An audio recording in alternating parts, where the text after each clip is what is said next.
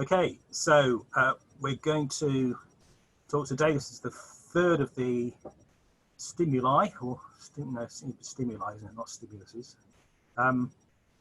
Talks about criteria for the middle way, so how we would know the middle way if we saw it. And so far, we've had, last time we had the aspiration to universality, and the first time we had practicality.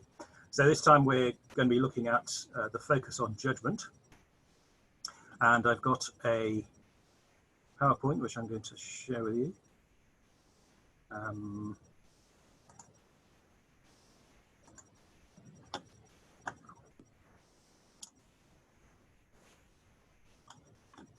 Okay, yes, I need to stop. Okay, so the focus on judgment. I was looking for an icon for judgment, and of course, what they tend to give you is judicial hammers for judgment. But that's the stereotype in a way which I want to try and get away from. So it's not just about being judgmental. There's a slightly unfortunate word, unfortunate adjective, judgmental, which is attached to judgment and suggests absolute judgment. But part of the whole point of what I'm going to be talking about today is that judgment doesn't have to be absolute.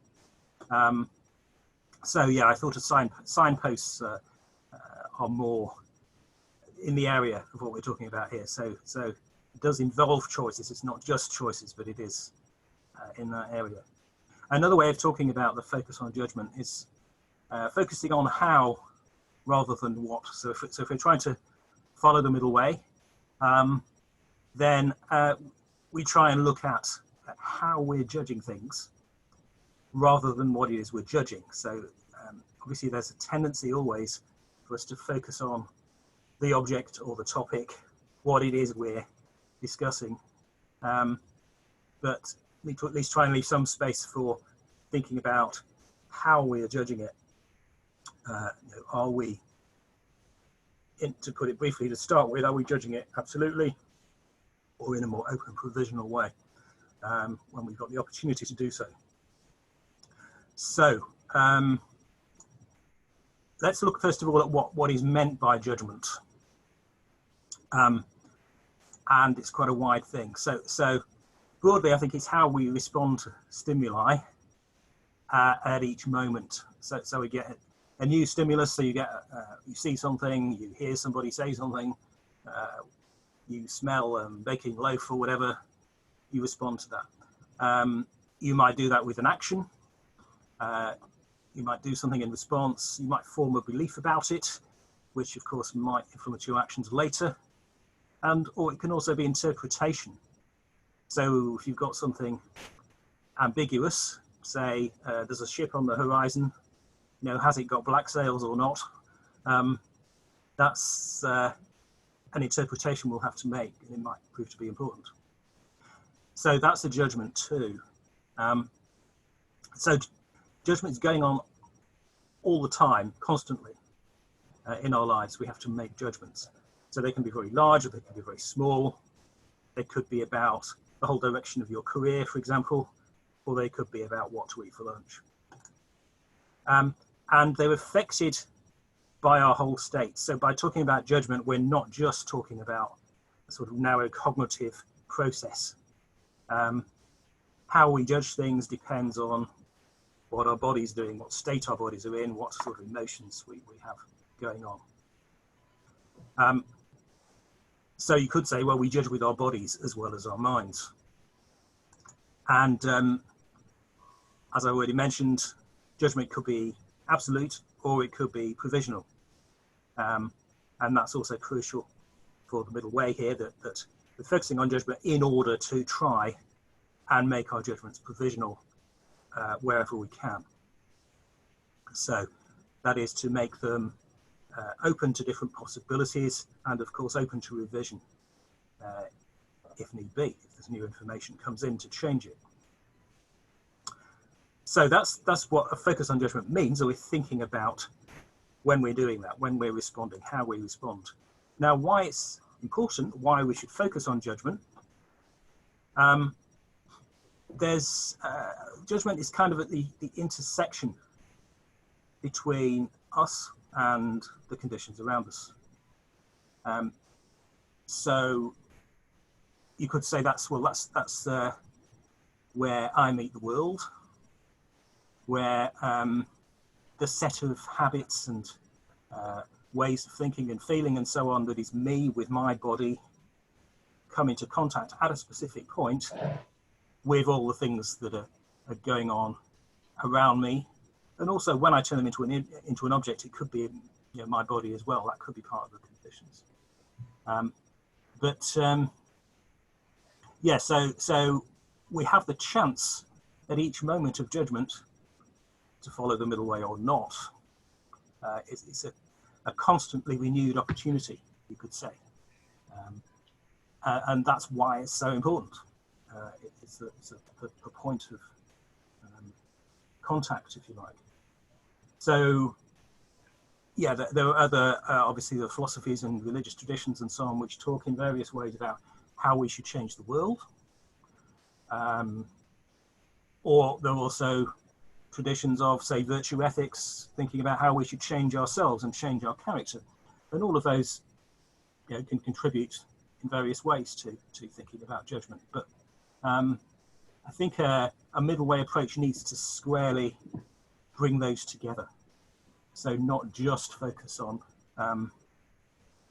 my characteristics, who I am, not just focus on how the world is. And that means bringing together the psychological and the political and every other sort of external condition. Okay, so we can improve our judgment. So that's another obviously important aspect of the path, or, you know, the idea of the middle way. If we're moving along a way, the idea is we can make progress along that way, that we can improve what we do. And that, I think, means, as usual, striking a balance, finding a middle way. And there's two particular sorts of traps in relation to improving our judgment that we can avoid. So on the one hand, there's what you could call the omnipotent thinking, or you could call under the free will delusion, perhaps, where we think we can change things just by deciding to do so, just based on the feelings we have at that point when we decide, when we judge in a particular way. And in the process, we ignore the wider conditions. So, for example, we ignore any thoughts about what we're likely to feel like tomorrow, say. So a good example of that is people who give up smoking, or try to give up smoking, but don't have a clear plan about how to do that.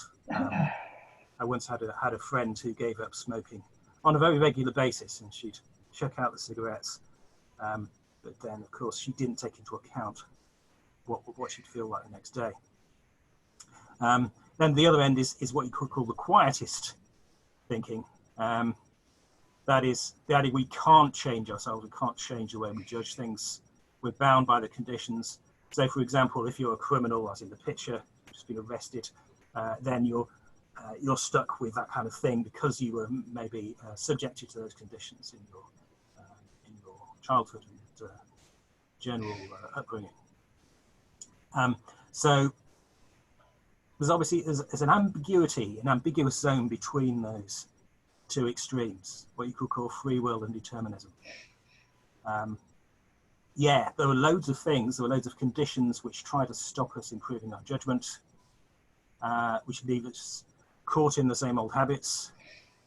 But at the same time, there's an easy delusion to fall into of thinking we can just change it like that.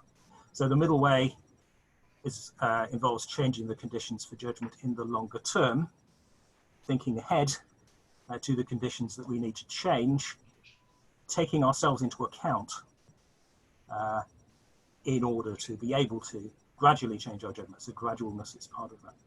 So the image of using an elephant is one I've used before in other contexts. It's a very useful image used by the psychologist Jonathan Haidt. He points out that, you know, when you ride an elephant, you can't just steer it dramatically one way or the other. You've really got to think ahead and work with the animal anticipate how it feels as well as what you want to do. Okay, so when we think about when we try to focus on judgment, I think it's a good discipline to ask ourselves, whatever we're engaging in and whatever beliefs we arrive at about something, will my beliefs about this make a difference? So it's very easy to distract ourselves, and there are lots of traditions of distraction, I think, with kind of substitutes that people have for actually engaging with their judgment. So here are a few areas where people might do this. This is not to say that they are always distractions, but they're quite often, in my experience, distractions. So claims about the universe is a classic one, or cosmology. So there were lots of arguments about whether the universe started with the Big Bang, for example. Does knowing that make a difference to your judgment? Obviously, it might do if you're a physicist or you work in that area, but most of us don't. Another one is history. So we could have big theories about history, like the one illustrated there. Or we could be debating about what the Buddha really said. So again, do those things make a difference to us? So it's really worth thinking through, well, what difference does it make or not, rather than just assuming that it does. And then arguments about remote causes. So I'm thinking here particularly of things like evolutionary psychology, where there's lots of arguments about why we have certain biases. Well, because it's argued certain conditions impacted early hominids, as humankind were developing in the environment they were in then, they got into certain habits, which are now the biases we're stuck with now. And that may well be correct, but we don't actually need to know those things. We don't have to have definite beliefs about them in order to engage with our biases now. So the key things surely are, what are the biases? Can we become aware of them? And how do we respond to them? How can we work with them? Not what was their ultimate history. So those are just some examples of very common beliefs that don't make a difference, or very often don't make a difference. But of course, you can't say that absolutely, and sometimes they do. And I'm also going to suggest some other ways of thinking about how they might affect our judgments for better or worse. So I'm going to use the example of, well, this is a picture of a network, but it could stand for the idea of interconnection, or the idea of conditionality, which is particularly used in Buddhism. So this has been an interesting one for me, that I struggled quite a lot for quite a long time with Buddhist talk about conditionality and whether it was useful or not. So I'm going to suggest sort of 3 ways that ideas about conditionality could influence us. 2 of them are useful and the other isn't. So it could be an inspiration. So if we think about how everything is connected and conditional and other things, then that thought might be an inspiration to us. So for example, it might prompt me to help somebody else. So it might make me aware of my connection with some other specific person. So that's what I talk about as archetypal inspiration. If there really the idea of conditionality is operating as an inspirational symbol. Really. So I just have to recall it in some way, and it triggers, through association, it triggers certain emotions, and maybe those will be helpful to me. So nothing wrong with that, I would argue. Then there's another helpful way it could work. So it could influence my judgments in a specific and provisional way. So I could be prompted by the wider idea of conditionality to think about specific conditions. Perhaps I think about my neighbour. Maybe they have a different race and background, say. And if I become aware of how they've been conditioned by that upbringing and so on, that helps me to understand them and respond to them in an appropriate way. So both of those could support my judgment. There's another way conditionality might not. That's when it might determine my judgment in a top-down way. So I take the the whole idea, the abstract idea of conditionality, and argue about it in a way that's not, doesn't have any particular implications. For a specific situation.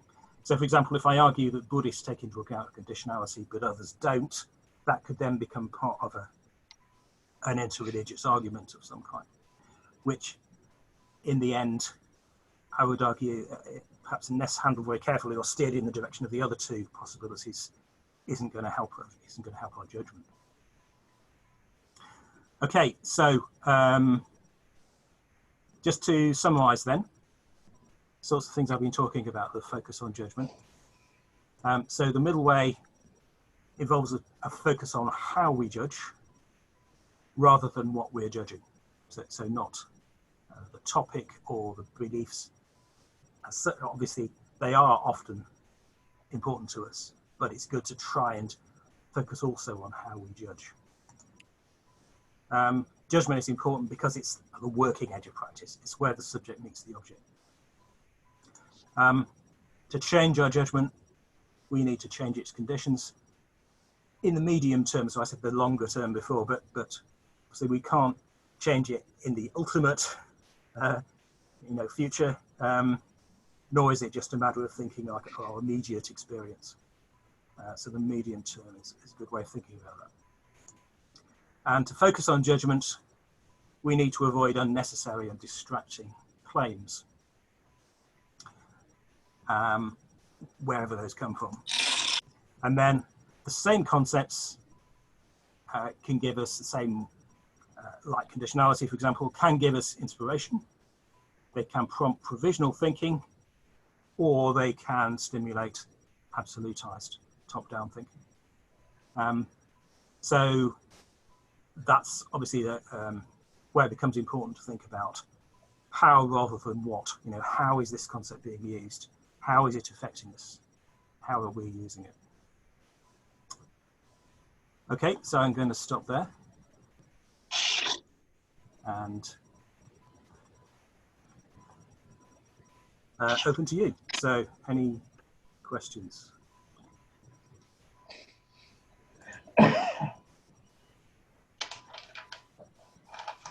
So do use the hand raise or wave on your video or whatever. Any thoughts or questions? Contributions? Challenges? Lucy? Just to test my understanding of what you presented, so like implicit bias would be an example of judgment outside of our awareness, and something that would be, in your model, consistent with bringing that forward or seeking it out, so that we're aware that if we have judgments, we hold them as lightly as possible. Yes, so implicit bias can affect our judgment. So yes, I think it's good to try and be aware of our biases as much as we can. I mean, it's a tough call, but it's something we can keep working at, becoming aware of the ways biases influence us, and then trying to open our judgments so that they are not simply directed by those biases. Yeah, Bridget, you'll need to unmute yourself. As you were talking, one of the things that came to my mind, assuming we're constantly making judgments, we know that, and it's the how rather than the what. But it seems like in the last 50 years that we've focused, the knife has gone inwards much more. I look at my mother, who was a wartime, she never questioned herself. The other was, she judged, but she never really questioned herself. Whereas my generation, I constantly questioned myself. We were the generation that started with anorexia and self-destruction. And I was just interested because it sort of seems like quite a new phenomenon, looking at a lot of the slides you were showing. So you mean the whole psychological turn, if you like? Yes, it's as if we're living with a new form of judgment, which has become very interior, Yeah. So what Foucault would call it's like nowhere to be seen, but everywhere to be experienced. It's that sort of the inner policeman. Well, you could see it as a policeman, or you could see it as an inner therapist. Who knows? But doesn't necessarily have to be that stern. But yeah, psychological awareness. I think you're right that's something that's only arisen substantially in the last, I don't know, 50 years, something like that. That's really interesting that you should say that, because immediately I can move it to a provisional one, thinking, yes, I'm a therapist. I tend to look at that knife turning in and it becoming destructive. But it equally is that deep inner reflection of consciousness. Yeah. It seems like so it's the very same quality that seems to not say what, because what is we all judging, but it's a how am I using that energy to either to become more aware and conscious of a middle way, or to self-destruct, in the inner reflection. Yeah. And I think we saw that before the advent of psychology. There were kinds of unreflective self-destruction going on that didn't have that psychological voice challenging it, at least. So at least it's another voice we can add. Yeah, Julian. Yeah, I wonder whether it links in with the sort of practical dimension of the middle way, in terms of the usefulness of so the very act of actually questioning your judgment. How practical is that? So the stuff that's outside your experience, going rooting around for it, it's almost like by definition, it's just difficult, if not impossible, to do. And I was curious about the idea that judgment could be a behavior as much as it can be a cognition. And so if you take that to extremes, you could technically say that a reflex is a judgment then. It's a behavior and it's a response to a stimulus, but is there much benefit to actually trying to change the startle reflex? I mean, there's some evidence that spending 30 years doing open awareness meditation intensively 8 hours a day can actually influence that, that startle reflex. But is that really what you want to spend your life doing? Indeed, I agree. Possibly not. Yeah. No, I think there's a spectrum here, isn't there? So there's things we can more easily influence and other things that we can less easily influence. And yes, I don't think we can draw a line. I mean, that's I think the free will determinism trap, is it's thinking you can draw a determinate line and say, this is what we can change and this is what we can't change. Because the surviving the elephant scenario. Yeah. So if we change the conditions in a long-term enough way, maybe we can change it. And yeah, as you say, the startle reflex, it was Zen monks, wasn't it, who were tested for that, I think. Yeah. And some of them did reduce their startle reflex. So, maybe it's possible. But whether it's worth it, yeah, I agree. It's certainly not top of my list to work with. Yeah. Any other thoughts, Lucy? Yeah, where do you see intuition fitting in? Because intuition, almost by definition, is a kind of subconscious or out of pure conscious awareness, and it doesn't lend itself as well to the kind of interrogation that, as it were, left brain thinking does. And I'm not sure intuition totally lives in the right brain, but anyway, the idea that we have a kind of holistic sense of something, as I say, doesn't lend itself as well to this process. Well, I think that's where interpretation comes in, and the responsibility to interpret our experience carefully. So we experience intuitions. We then need to ask, well, are those intuitions reliable? And there are reasons for thinking that intuitions can be reliable. So I was struck by Daniel Kahneman's work on that he did with firefighters, that firefighters had really good intuitions in a particular sort of environment. In a burning building, then they knew when the building was about to collapse, and they just felt it, and they ran out. But that comes from our embodied experience in a particular kind of environment, where we develop our intuitions. And just to take our intuitions raw, as it were, regardless of their relationship with the environment that we can work with easily, is dangerous, I think. So we really need to be able to reflect on what those intuitions appear to be telling us, and have other ways of reflecting on them, rather than just relying on them and assuming that they're true. So Daniel Kahneman's contrast is with the stock market and the stockbrokers who had intuitions about which stocks would work, and they didn't. I mean, or that they were no better than random, according to Kahneman. But he couldn't get any stockbrokers to recognise that or agree that their judgments were no better than random, of course. Okay, any other thought? Peter, did you have a question earlier? My thought was the context in which we live now, that we are immersed in a much wider pool of information, reactions, and so on. And likewise, when we suffer some of these problems, we are now able to call upon good people like Bridget, for example, to help us.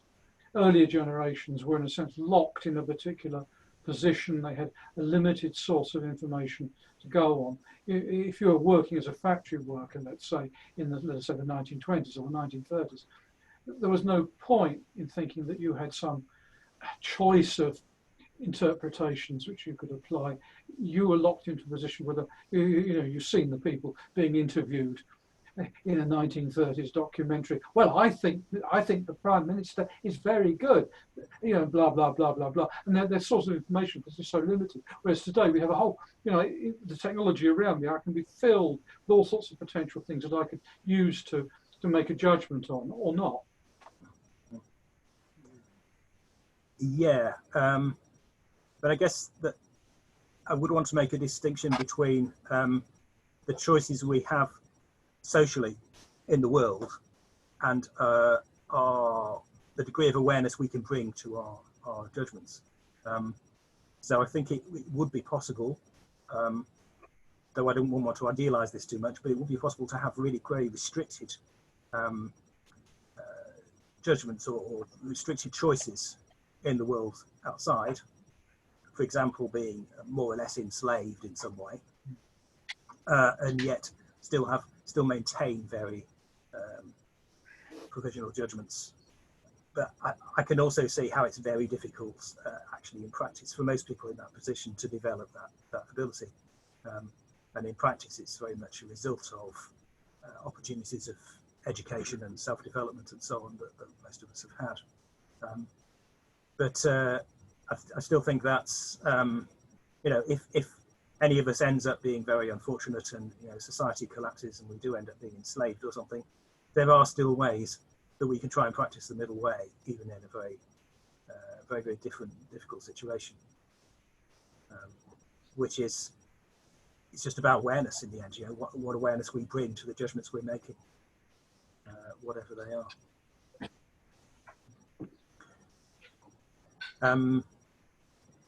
Maybe time for one final question. Lenny, I think you've got a virtual hand raised. Yes, thank you. I'm struggling with, I guess, a judgment about the use of the elephant, because it seems quite incongruous to me to have that representing the middle way. And, particularly what we just said about, in the situation of being enslaved, which that elephant is, I just came a bit unstuck with that when I saw that image as being used for the middle way. Okay, but you understand the point I'm making with it? Well, I don't think I did. That's my point, really. I think I got too lost in my concern for the elephant and the whole concept about, exploiting elephants in that way, that I think then it kind of got lost on me what point you were actually trying to represent with that. Well, the point is about thinking ahead, really. So you could instead use an oil tanker, say, if you're steering an oil tanker.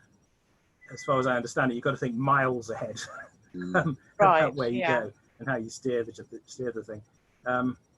So rather than just being able to steer sharply to the left and brake or whatever as you could in a car, say.